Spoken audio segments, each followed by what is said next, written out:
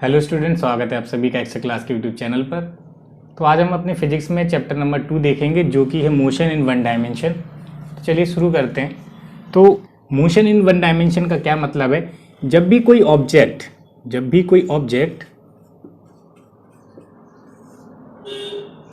एक निश्चित वे पर ही इसको मूव करे, निश्चित पाथ पर ही अगर वो मोशन कर रहा है तो उसको कहेंगे मोशन इन वन डायमेंशन।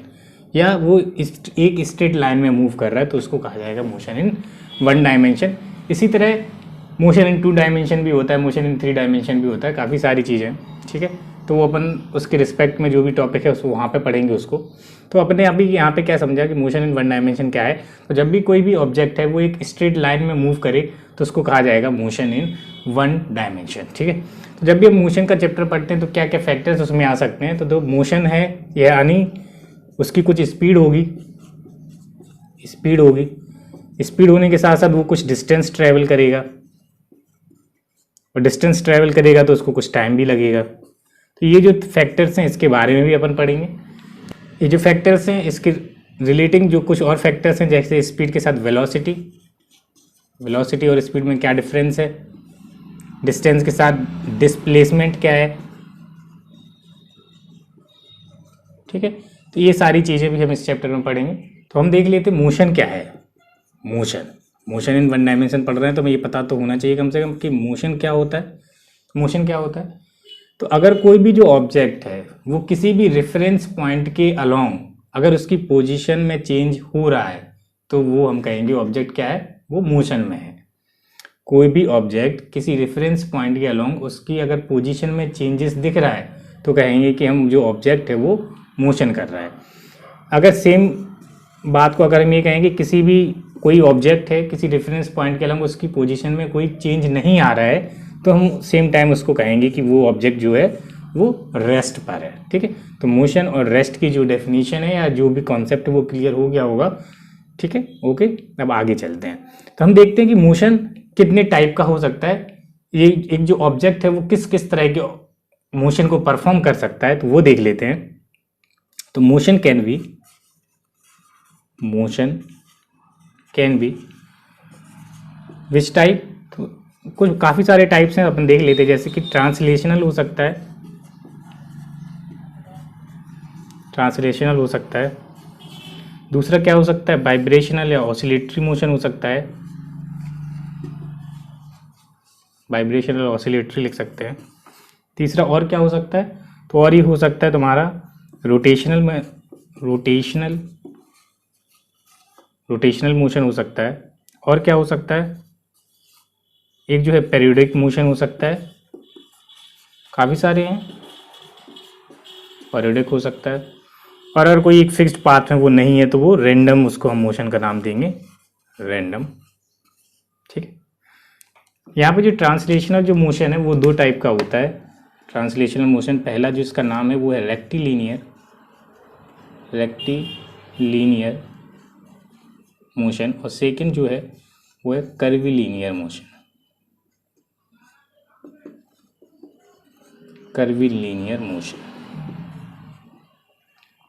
तो इस टाइप के कुछ हैं। तो रेक्टिलीनियर का क्या एग्जाम्पल हो सकता है, वो ट्रांसलेशनल मोशन के क्या एग्जाम्पल्स हो सकते हैं। तो उसमें ट्रांसलेशन में रेक्टिलीनियर की अगर अपन बात करें तो रेक्टिलीनियर के क्या एग्जाम्पल हो सकते हैं, जैसे कि a stone thrown from a hill, a bullet fire from a gun, है ना, a man walking on a street. तो ये सारे जो एग्जाम्पल्स हैं वो रेक्टिलीनियर के एग्जाम्पल हैं।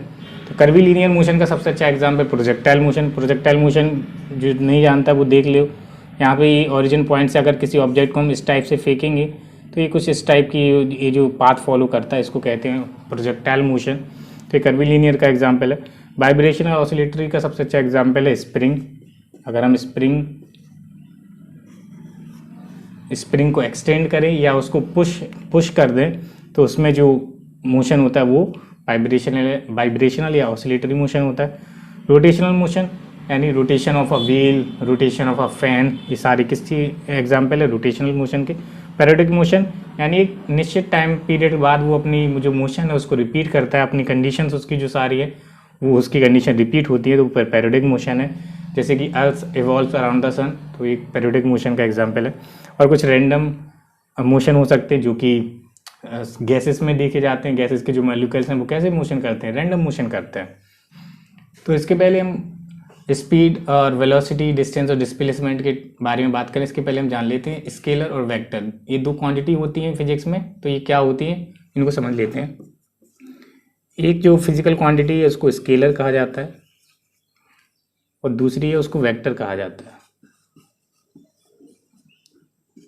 तो कुछ स्केलर क्वांटिटी होती हैं, कुछ वेक्टर क्वांटिटी होती हैं। तो स्केलर क्या होता है, वो सारी फिजिकल क्वांटिटी जो कि जिसके पास केवल मैग्नीट्यूड है, जिसके पास केवल मैग्नीट्यूड है। मैग्नीट्यूड क्या होता है, जैसे कि सपोज हमने कहा कि स्पीड है जो कि है 50 kilometre per hour, 50 kilometre per hour क्या है, उसका मैग्नीट्यूड है ना। तो वो स्केलर क्वांटिटी है, यानी इसमें डायरेक्शन का कोई रोल नहीं होता है। जैसे कि हम कहें कि उसने सपोज 15 या 5 किलोमीटर डिस्टेंस कवर कर ली, तो वो क्या है 5 किलोमीटर डिस्टेंस कवर कर ली, बस इसमें डायरेक्शन का कोई रोल नहीं है, तो हम कहेंगे वो एक स्केलर क्वांटिटी है। ठीक है, तो इसमें केवल मैग्नीट्यूड ही होता है, मैग्नीट्यूड होता है। जो भी उसका क्वांटिटी है, जो भी उसकी न्यूमेरिकल क्वांटिटी है, उसको मैग्नीट्यूड कहा जाता है। और सेम इस वेक्टर में क्या है, मैग्नीट्यूड तो होता ही होता है, मैग्नीट्यूड तो होता ही है, प्लस इसमें डायरेक्शन का भी पार्ट आ जाता है। तो जैसे अगर हम इसमें बात कर रहे थे, जैसे सपोज उसकी स्पीड 50 किलोमीटर पर आवर है, तो अगर हम वेक्टर फॉर्म में अगर बात करें तो सपोज हमें ये कहना पड़ेगा उसकी स्पीड 50 किलोमीटर पर आवर है, लेकिन किस डायरेक्शन में है, हमें डायरेक्शन देना पड़ेगा। सपोज जैसे कहें कि 50 किलोमीटर पर आवर ईस्ट, तो वो एक वेक्टर क्वांटिटी बन जाएगी। और जैसे स्पीड को अगर हम उसमें डायरेक्शन भी ऐड कर देते हैं तो वो वेलोसिटी बन जाती है। स्केलर के क्या क्या एग्जाम्पल हो सकते हैं, तो स्केलर में जैसे अभी बताया था डिस्टेंस हो सकता है, स्पीड हो सकती है, ठीक है, डिस्टेंस हो सकता है, स्पीड हो सकती है, मास हो सकता है, वॉल्यूम हो सकता है, डेंसिटी हो सकता है, टेम्परेचर हो सकता है, टाइम हो सकता है। तो ये सारे जो हैं वो स्केलर क्वांटिटी के एग्जांपल्स हैं। जैसे कि मास है तो उसमें डायरेक्शन की कोई ज़रूरत नहीं है, वॉल्यूम है तो उसमें डायरेक्शन की ज़रूरत नहीं पड़ती। सेम हम बात करें तो वेक्टर के क्या एग्जांपल हो सकते हैं, तो डिस्टेंस, जैसे यहाँ पे डिस्टेंस यूज़ होता है स्केलर में, वैसे वेक्टर में अगर हम बात करें तो इसको डिस्प्लेसमेंट कह देंगे। Displacement, velocity, acceleration,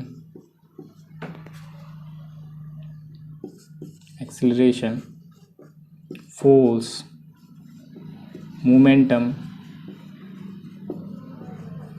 etcetera. तो इस तरह से हमारी ये सारी जो क्वांटिटीज़ हैं वो वेक्टर क्वांटिटीज़ हैं। वेक्टर क्वांटिटीज़ में हम ये जान लेते हैं कि वेक्टर क्वांटिटीज़ को लिखने के क्या रूल्स हैं। तो देख लेते हैं rules of writing vector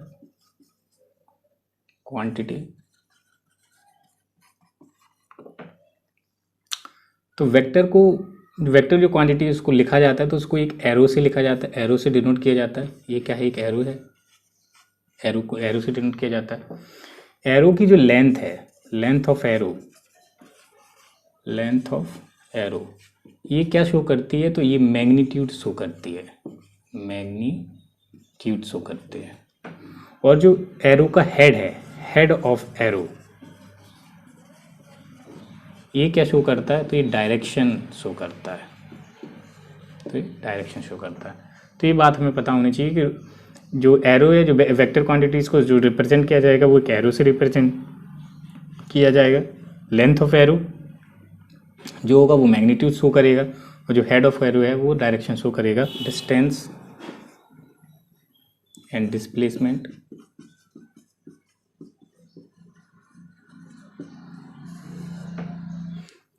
distance क्या है, तो डिस्टेंस एक पॉइंट, सपोज ए पॉइंट है, सपोज ये बी पॉइंट है, तो ए पॉइंट से बी पॉइंट तक जाने के कई रास्ते हो सकते हैं। तो सपोज कुछ रास्ते ऐसे हैं, सपोज एक रास्ता ऐसा है, कुछ रास्ता और ऐसा है, तो ये जो सारे रास्ते हैं, ये जो सारे पाथ ही फॉलो कर सकता है, इसको उसकी डिस्टेंस कहा जाएगा। और जो डिस्प्लेसमेंट है वो होता है इस, और जो पॉइंट्स दोनों हैं इनके बीच की जो मिनिमम डिस्टेंस है, मिनिमम डिस्टेंस को क्या कहा जाएगा, डिस्प्लेसमेंट कहा जाएगा। मिनिमम डिस्टेंस क्या कहा जाएगा, डिस्प्लेसमेंट। डिस्प्लेसमेंट को इस तरह से भी लिखा जा सकता है, displacement is equal to final position minus initial position.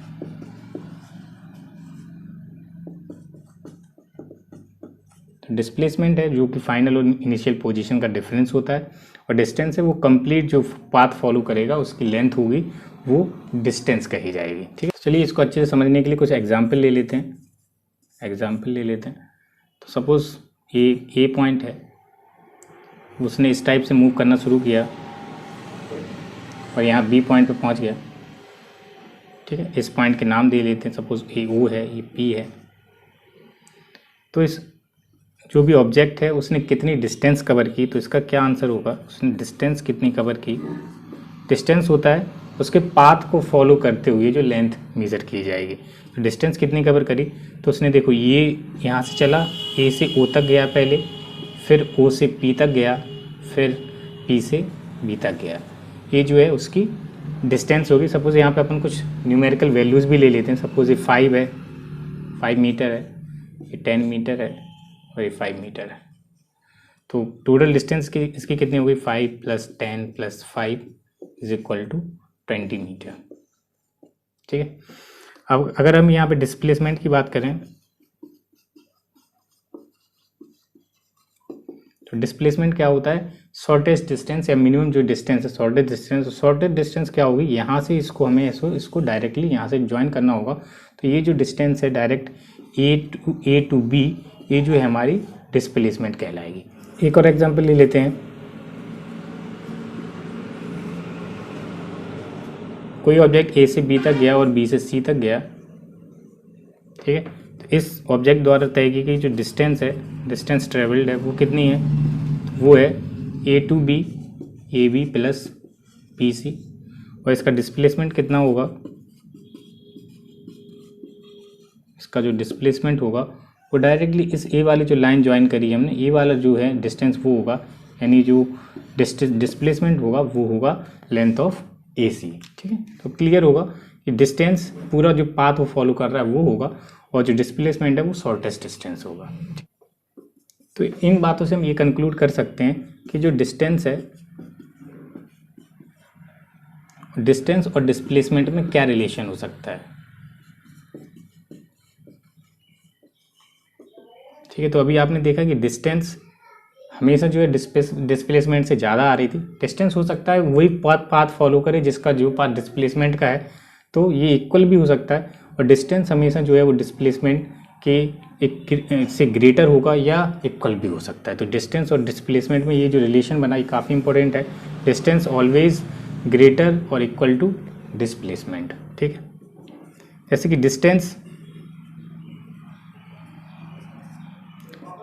Distance can never be negative or zero. Distance can never be negative zero, but displacement can positive, negative और ज़ीरो। डिस्प्लेसमेंट कुछ भी हो सकता है, पॉजिटिव भी हो सकता है, नेगेटिव भी हो सकता है, ज़ीरो भी हो सकता है। नेक्स्ट हम देखते हैं स्पीड और वेलोसिटी में। स्पीड एंड वेलोसिटी, हमने देखा स्पीड केवल मैग्नीट्यूड होता है क्योंकि स्केलर क्वांटिटी है, और वेलोसिटी में डायरेक्शन भी आ जाती है। Speed with direction is called velocity. ऐसे हम वेलोसिटी को डिफाइन कर सकते हैं। एग्जाम्पल के तौर पे थोड़ा देख लेते हैं इसको अच्छे से समझने के लिए।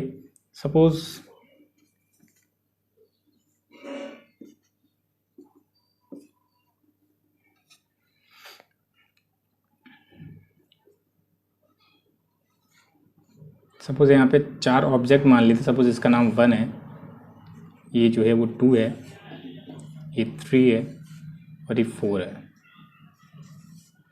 ठीक है, तो जो 1 ऑब्जेक्ट है, सपोज इसका मान लेते हैं कि 10 मीटर पर सेकेंड से मोशन कर रहा है। स्पीड इसकी वेलोसिटी है, स्पीड है, इस डायरेक्शन में मूव कर रहा है, डायरेक्शन शो कर रहा है। सपोज ये 20 मीटर पर सेकेंड है, ये 30 मीटर पर सेकेंड है और ये 40 मीटर पर सेकेंड है। ठीक है, तो जब भी हम स्पीड की बात करेंगे तो सपोज अगर हमसे पूछा जाता है कि जो ऑब्जेक्ट 3 है,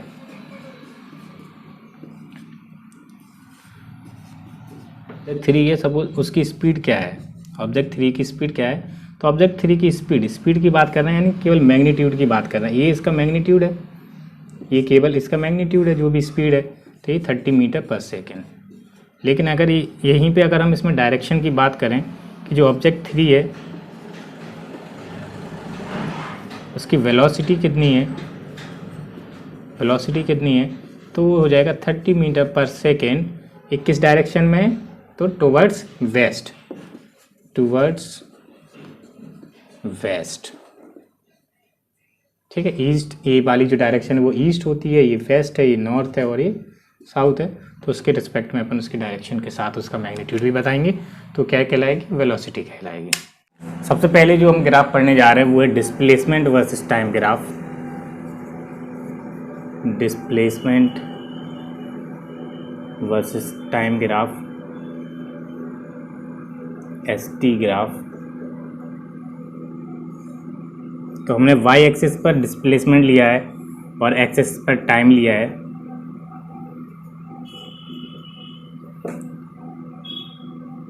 अब इस ग्राफ में हमें सबसे पहले इसकी स्लोप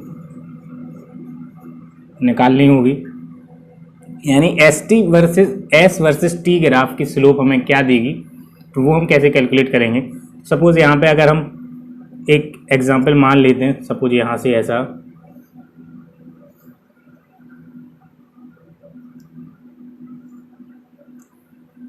ये जो है एक एस टी वर्सेस टाइम का अपने एक ग्राफ प्लॉट किया है, तो स्लोप क्या होगी, तो स्लोप क्या होती है किसी भी पॉइंट पे। सपोज अगर अपन उनको ए पॉइंट पे अगर हमें स्लोप निकालनी है, सपोज ये पॉइंट ओ है, ये बी है और ये सी है, अगर हमें ए पॉइंट ओ से ए तक की स्लोप पता करनी है, हमें ये जो एक स्ट्रेट लाइन है इसकी स्लोप अगर हमें पता करनी है तो कैसे पता करते हैं। स्लोप क्या होती है, स्लोप होती है y2 minus y1 upon x2 minus x1। Coordinate में आपने पढ़ा होगा, तो y2 यानी इस वाले पॉइंट के कोऑर्डिनेट माइनस इसका y2, सपोज इसके पॉइंट अगर x1 y1 है और इसके पॉइंट x2 y2 है, स्लोप कैसे आती, y2 minus y1 upon x2 minus x1। नहीं, y एक्सिस पे यहाँ पे क्या है, तो y एक्सिस पे यहाँ पे डिस्प्लेसमेंट है और एक्सिस पे क्या है, टाइम है। डिस्प्लेसमेंट ओवर टाइम क्या होता है, डिस्प्लेसमेंट ओवर टाइम होता है वेलोसिटी। डिस्प्लेसमेंट ओवर टाइम क्या होता है, वेलोसिटी। तो इस तरह से हमारी स्लोप होगी डिस्प्लेसमेंट वर्सेस टाइम ग्राफ की, वो हमें देगी वेलोसिटी। तो आप ये बता सकते हैं 0 से a तक जो है वो वेलोसिटी में क्या है, वेलोसिटी कैसी है, 0 से a तक की वेलोसिटी कैसी है। तो सबसे पहले आप ये देखें कि अगर थीटा लेस देन 90 है, थीटा अगर लेस देन 90 है, इसका मतलब है कि वेलोसिटी पॉजिटिव है, वेलोसिटी पॉजिटिव है। और वहीं अगर थीटा ग्रेटर देन 90 है, इसका मतलब है कि वेलोसिटी कैसी है, नेगेटिव है, वेलोसिटी नेगेटिव है। अब वेलोसिटी के इंक्रीजिंग और डिक्रीजिंग होने का जो हमें पता चलेगा वो उसके स्लोप के बढ़ने और घटने से पता चलेगा, तो वो भी हम देखेंगे। पहले आप इतना याद रखिए कि थीटा अगर लेस देन 90 है तो वेलोसिटी पॉजिटिव होती है, और थीटा अगर ग्रेटर देन 90 है तो वेलोसिटी नेगेटिव होती है।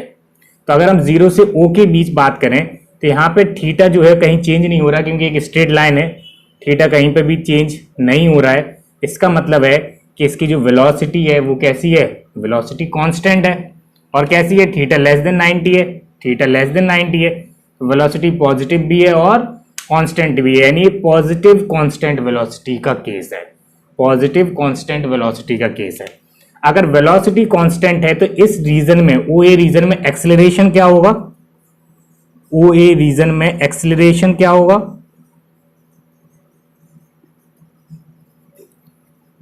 वेलोसिटी कांस्टेंट है तो एक्सेलरेशन तो 0 होगा ना। वेलोसिटी कांस्टेंट है, एक्सेलरेशन क्या होता है, velocity change with respect to time, velocity change नहीं हो रही है, यानी एक्सेलरेशन क्या हो गया, 0 हो गया। आगे हम बात करें ए बी रीजन की, तो यहाँ पे हम देख पा रहे हैं कि यहाँ पे जो डिस्प्लेसमेंट है वो ओवर द टाइम क्या है, कांस्टेंट है। यानी पहले अगर पोजीशन अगर किसी ऑब्जेक्ट की यहाँ पे थी है, वही position t equal to T1, suppose ये T1 है, ये T2 है, तो टाइम के इंक्रीज होने के साथ साथ उसकी जो पोजीशन है वो तो बदली नहीं, उसके कोऑर्डिनेट तो सेम ही है। यानी इसका मतलब है जो ऑब्जेक्ट है वो रुका हुआ है, यानी स्टॉप्ड पोजीशन है, स्टॉप्ड है, यानी वेलोसिटी जीरो, एक्सेलरेशन भी जीरो। अगला जो केस है वो BC है। तो BC रीजन में हम क्या देखेंगे, तो BC रीजन में सबसे पहले हम टेंजेंट अब स्ट्रेट लाइन है तो इस पर तो टेंजेंट यही होगी। अपन सीधा देख लेते हैं कि पॉजिटिव एक्स एक्सिस से कितना एंगल बना रहा है, तो पॉजिटिव एक्स एक्सिस से ये कितना लेस देन 90 एंगल बना रहा है, लेस देन 90 एंगल है। इसका मतलब इसकी वेलोसिटी कैसी है, पॉजिटिव है, वेलोसिटी पॉजिटिव है, और थीटा कहीं चेंज नहीं हो रहा है, यानी क्या है, कांस्टेंट भी है, यानी पॉजिटिव कांस्टेंट वेलोसिटी या एक्सेलरेशन जीरो। अब अपन कुछ एग्जाम्पल कंसीडर करते हैं, उनसे हम समझेंगे कि डिस्प्लेसमेंट वर्सेस टाइम ग्राफ में वेलोसिटी और एक्सेलरेशन को हम कैसे पता करें। तो ये हमारे 3 एग्जाम्पल्स हैं, इससे हम वेलोसिटी टाइम ग्राफ और एक्सेलरेशन का पता लगाएंगे। तो देखते हैं सबसे पहला एग्जाम्पल। इसमें क्या हो रहा है, ओवर द टाइम जो है वो ऑब्जेक्ट की पोजीशन क्या है, वो कांस्टेंट है। अगर ऑब्जेक्ट की पोजीशन कांस्टेंट है यानी केस कैसा हुआ, स्टॉप्ड है, यानी जो ऑब्जेक्ट है वो रुका हुआ है, इसका मतलब है वेलोसिटी जीरो और एक्सेलरेशन जीरो। अगर हमें इसके रिस्पेक्ट में VT ग्राफ बनाना होता है, यानी वेलोसिटी वर्सेस टाइम ग्राफ बनाना होता, तो क्या हो जाता, velocity versus time graph, velocity क्या है, जीरो है ओवर द टाइम, तो इसका केस हो जाता ये वाला, यानी एक्स एक्सिस पर ही इसको हम मार्क करते। और अगर एक्सेलरेशन वर्सेस टाइम ग्राफ बनाना होता, एक्सेलरेशन वर्सेस टाइम ग्राफ, तो ये भी कैसा होता, ये भी जीरो है, यानी एक्स एक्सिस पर ही इसको प्लॉट किया जाता। सेकेंड जो एग्जाम्पल है उसमें क्या हो रहा है, तो उसमें देखेंगे हम कि सबसे पहले हमें देखना है कि उसकी स्लोप कैसी है, स्लोप कैसी है, यानी थीटा कैसा है। थीटा लेस देन 90 है, कैसे पता चला, अरे देखो इस पे ये तो स्ट्रेट लाइन है, तो इस पे तो टेंजेंट नहीं खींचे जा सकते, यानी पॉजिटिव एक्सिस से इसका एंगल देखो, ये थीटा है, ये क्या है, लेस देन 90 है, 90 से तो छोटा है, तो थीटा अगर लेस देन 90 है तो इसका क्या मतलब है कि स्लोप क्या है, पॉजिटिव है। और स्लोप क्या बताती है, वेलोसिटी, स्लोप क्या बताती है, वेलोसिटी, यानी वेलोसिटी क्या है इसकी, पॉजिटिव है, वेलोसिटी पॉजिटिव है। और थीटा कहीं पे चेंज नहीं हो रहा है, इसका क्या मतलब है, थीटा कहीं चेंज नहीं हो रहा है, इसका मतलब है कि वेलोसिटी कांस्टेंट है, वेलोसिटी कांस्टेंट है। ओके, अगर वेलोसिटी कांस्टेंट है इसका मतलब है कि एक्सेलरेशन कैसा है, एक्सेलरेशन जीरो। यहाँ पे आप देख रहे होंगे, आपको लग रहा होगा यहाँ पे t इक्वल टू समथिंग कुछ टाइम पर ये ऑब्जेक्ट की वेलोसिटी जीरो, वेलोसिटी जीरो नहीं है, इसका डिस्प्लेसमेंट जीरो है। डिस्प्लेसमेंट जीरो से अपन वेलोसिटी जीरो कह सकते हैं, बिल्कुल नहीं कह सकते हैं, ठीक है।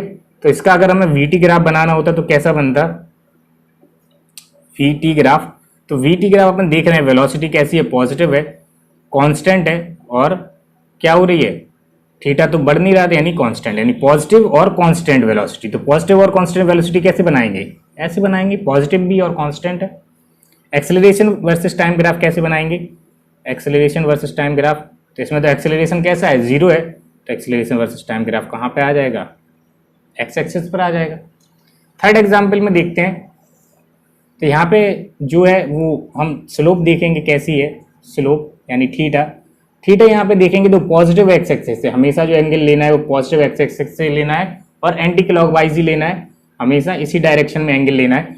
तो यहाँ पे जो थीटा है वो ग्रेटर देन 90 है, थीटा ग्रेटर देन, और अभी हमने बताया थीटा जब ग्रेटर देन 90 होता है तो स्लोप कैसी है, निगेटिव है, स्लोप निगेटिव है, यानी वेलोसिटी कैसी है, निगेटिव है, वेलोसिटी निगेटिव है। और वेलोसिटी कहीं चेंज हो रही है क्या, तो वेलोसिटी कहीं चेंज नहीं हो रही है, क्योंकि स्ट्रेट लाइन है, सभी जगह जो थीटा है वो सेम है, यानी वेलोसिटी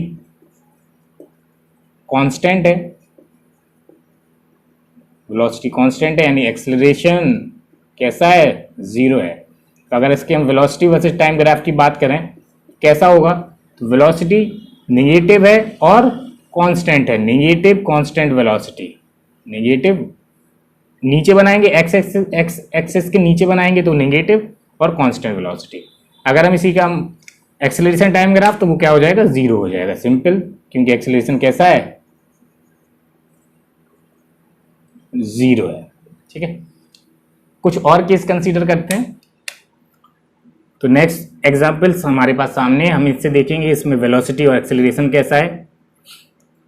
तो यहाँ पे सबसे पहला ग्राफ देखते हैं। तो पहले ग्राफ में अपन देखेंगे कि स्लोप कैसी है, स्लोप कैसी है। तो स्लोप, तो ये कर्व है, यहाँ पे स्लोप क्या होगा, यहाँ पे स्लोप हम देखेंगे इस पहले पॉइंट से, यहाँ से देखते चलेंगे। तो यहाँ पे जो स्लोप है वो ग्रेटर देन 90 है, यानी निगेटिव है, निगेटिव है। और इस पॉइंट पे हम देखेंगे तो यहाँ पे जो इसकी टेंजेंट है वो एक्स एक्सिस के पैरेलल आ रही है, यानी यहाँ पे जो है वो थीटा जीरो है, यानी यहाँ पे जो उसकी वेलोसिटी है वो जीरो हो गई, यानी निगेटिव वेलोसिटी फिर जीरो और उसके बाद ही पॉजिटिव वेलोसिटी, यानी स्लोप क्या हो रही है, स्लोप इंक्रीज हो रही है, negative to zero to positive, यानी स्लोप कैसी हो रही है, स्लोप बढ़ रही है।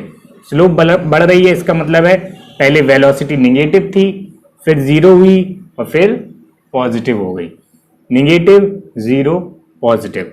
तो यहाँ पे सबसे पहले जो हमारा जो वेलोसिटी होगी, वेलोसिटी कैसी होगी, वेलोसिटी निगेटिव होगी, वेलोसिटी निगेटिव होगी। और एक्सेलरेशन, देखो निगेटिव वेलोसिटी को जीरो होना है, निगेटिव वेलोसिटी अगर है और उसको जीरो होना है कुछ टाइम बाद, यानी एक्सेलरेशन कैसा होना चाहिए, अपोजिट डायरेक्शन में होना चाहिए। अगर वेलोसिटी निगेटिव डायरेक्शन में है और एक्सेलरेशन अपोजिट होगा तभी तो ये जीरो यानी रेस्ट पोजीशन पे आएगी। तो एक्सेलरेशन क्या हो गया, पॉजिटिव। अगर इसको अपन प्लॉट करें वीटी वर्सेस टाइम ग्राफ पर, वीटी वर्सेस टाइम ग्राफ पर, तो वेलोसिटी पहले निगेटिव थी फिर जीरो हुई फिर पॉजिटिव, यानी वेलोसिटी पहले निगेटिव थी फिर जीरो हुई T equal to something time पर और फिर पॉजिटिव। एक्सेलरेशन क्या है, एक्सेलरेशन पॉजिटिव है, तो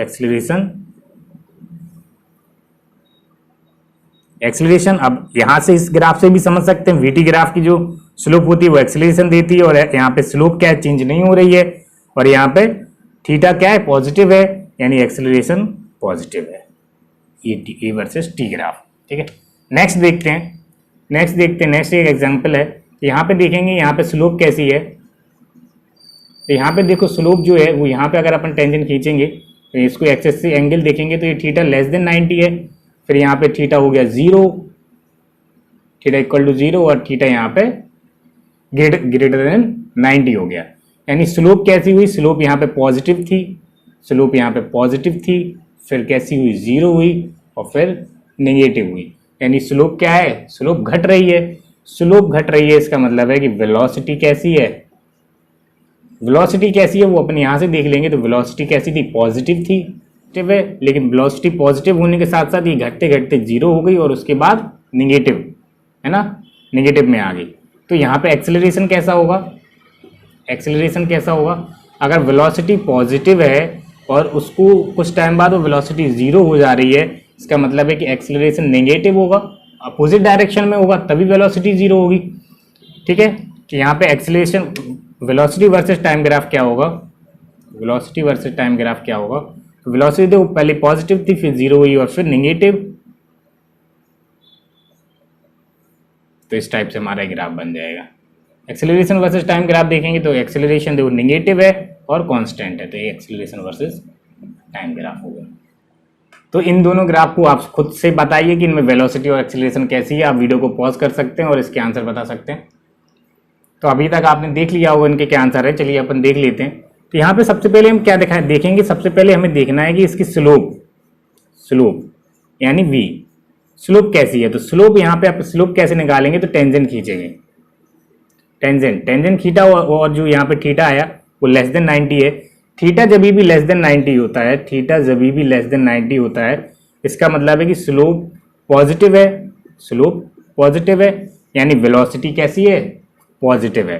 अब वेलोसिटी पॉजिटिव है, वेलोसिटी बढ़ रही है घट रही है ये कैसे पता चलेगा, तो वेलोसिटी बढ़ रही है घट रही है तो हम एक और टेंजेंट खींचेंगे और देखेंगे कि क्या थीटा की वैल्यू जो है वो पहले से अब और कम हो गई ना। जैसे हम यहाँ पे खींचेंगे तो देखो इससे हॉरिजॉन्टल से इसका जो एंगल है वो कम होता जा रहा है, यानी थीटा जो है वो डिक्रीज होता जा रहा है, यानी यहाँ पे जो वेलोसिटी है वेलोसिटी है वो कैसी है, डिक्रीजिंग है, वेलोसिटी डिक्रीजिंग है, वेलोसिटी डिक्रीजिंग है, इसका मतलब है कि एक्सेलरेशन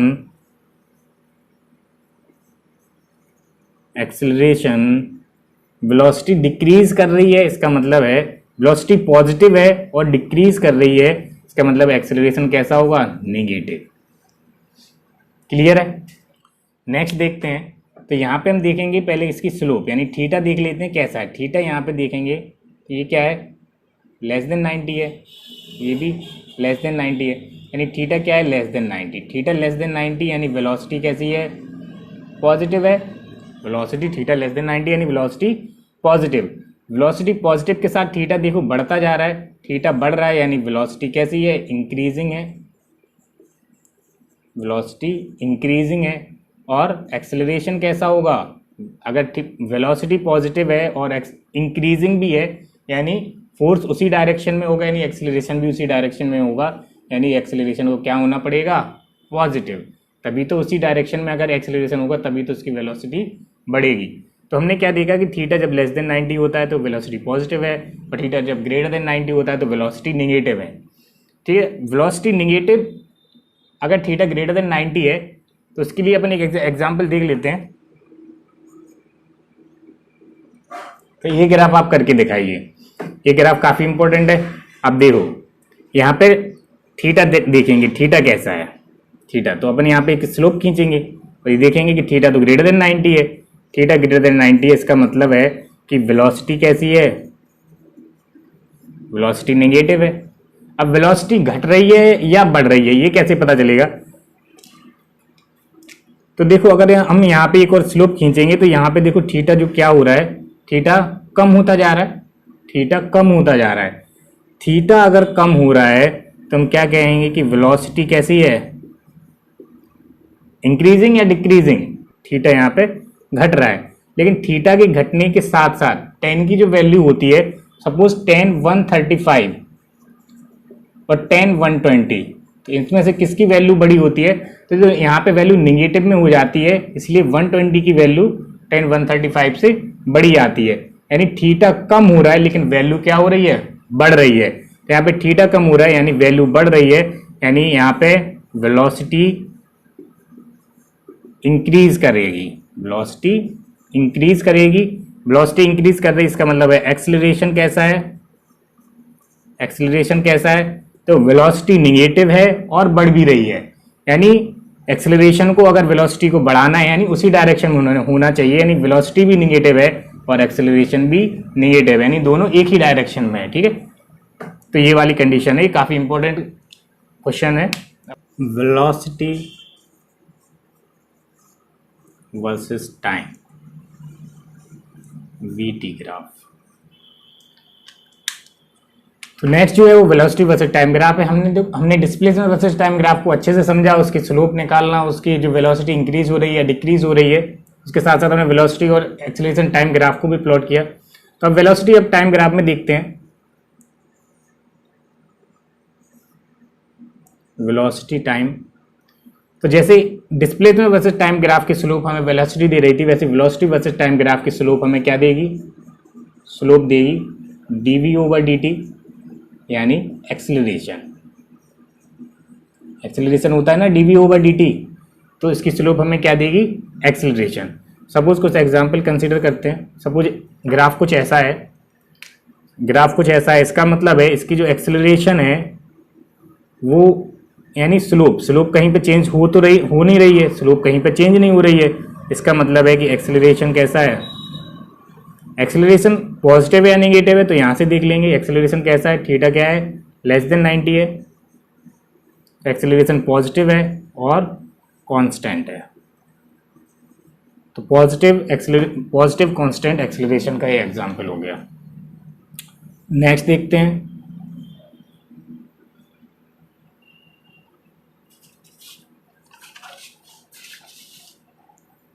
सपोज ग्राफ कुछ ऐसा है वेलोसिटी वर्सेस टाइम का,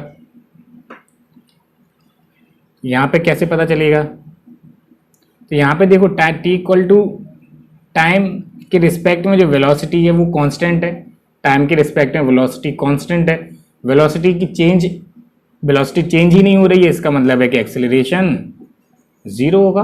एक्सेलरेशन जीरो, एक्सेलरेशन होता क्या है, वेलोसिटी में अगर चेंज है ओवर द टाइम तो वो एक्सेलरेशन है। यहाँ वेलोसिटी में कोई चेंज नहीं है यानी एक्सेलरेशन क्या होगा, जीरो होगा। तो वेलोसिटी टाइम ग्राफ में अपन स्लोप की भी बात करेंगे और साथ साथ इस ग्राफ में हम एरिया अंडर द कर्व की भी बात करेंगे। Area under the curve, area under the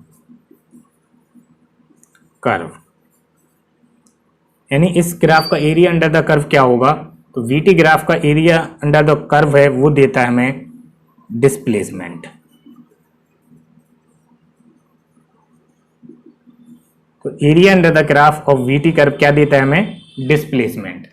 ठीक है, डिस्प्लेसमेंट देता है। तो जैसे अगर हमें यहाँ पे अगर एरिया अंडर द कर्व निकालें तो जब भी हमेशा एरिया जो अंडर एरिया निकाला जाएगा वो एक्स एक्सिस के अलोंग ही निकाला जाएगा। सपोज जैसे इस टाइप से ये जो ट्रायंगल बना, ए वाला जो एरिया वो इस एक्सिस पर लिया गया, ना कि इस एक्सिस पर, ना कि ए वाला। ठीक है, ये ध्यान रखना है, एक्स एक्सिस पर ही लेना है, जहाँ पे टाइम का एक्सिस है वहीं पे लेना है। तो इस ग्राफ का जो एरिया होगा वो हमें क्या देगा, डिस्प्लेसमेंट देगा। तो ये तो काफ़ी इजी है, हम थीटा की कंडीशन देख के हम एक्सेलरेशन बता सकते हैं। अगर थीटा कांस्टेंट है तो यानी एक्सेलरेशन कांस्टेंट है, थीटा अगर वेरिएबल है यानी एक्सेलरेशन बदल रहा है। इस और एरिया अंडर द कर्व हम इस तरह से निकाल सकते हैं। नेक्स्ट जो ग्राफ है वो है acceleration versus time graph. Acceleration versus time graph यानी एटी ग्राफ।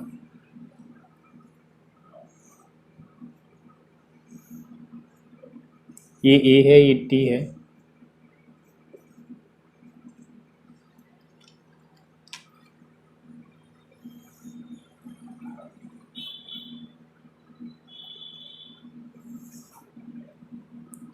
सबसे पहले बात आएगी हमें ए टी ग्राफ की स्लोप क्या देती है। स्लोप देखो, स्लोप निकालने का सबसे आसान तरीका है, स्लोप निकालने का जैसे अपने डिस्टेंस या डिस्प्लेसमेंट वर्सेस टाइम ग्राफ में देखा था कि D S over D T यानी वाई एक्सिस पर जो वैल्यू है अपन एक्स एक्सिस पर है। तो अपन अगर हमें किसी और ग्राफ की अगर हमें स्लोप निकालनी, कोई भी नया ग्राफ है, तो हमें कैसे पता चलेगा, तो क्या करो कि उसकी जो यूनिट्स हैं उसको लिख लो। जैसे अगर हमें इसकी स्लोप निकालना है तो एक्सेलरेशन वाई एक्सिस पे क्या है, एक्सेलरेशन, और एक्सिस पे क्या है, टाइम है। एक्सेलरेशन की यूनिट होती है मीटर पर सेकेंड स्क्वायर, और अपॉन में क्या है, टाइम है, तो अपॉन टाइम इधर आएगा, टाइम सेकेंड्स में होता है, यानी क्या बना, मीटर पर सेकेंड क्यूब। और मीटर पर सेकेंड क्यूब किसकी यूनिट होती है, तो ये होती है जर्क की यूनिट। क्या होती है, जर्क की यूनिट। ठीक है, तो ये हो गया, यानी एटी वर्सेस टाइम ग्राफ की जो स्लोप है वो हमें जर्क देगी। और area under the curve, area under the curve,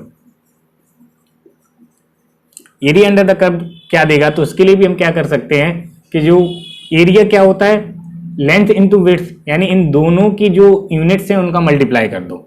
acceleration यानी मीटर पर second square into second time, ये कैंसिल हुआ, यानी क्या है, मीटर पर सेकेंड, यानी मीटर पर सेकेंड किसकी होती है, वेलोसिटी की।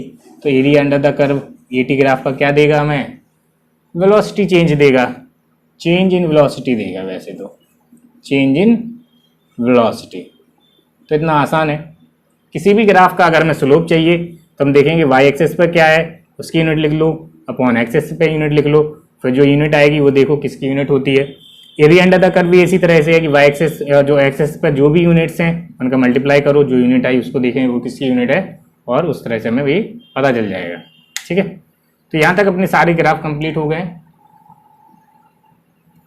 मिलते हैं आप लोगों से नेक्स्ट वीडियो में, और अगर आपको कोई डाउट है तो कमेंट सेक्शन में ज़रूर बताएं, और वीडियो अच्छा लगता है तो लाइक और शेयर ज़रूर करें।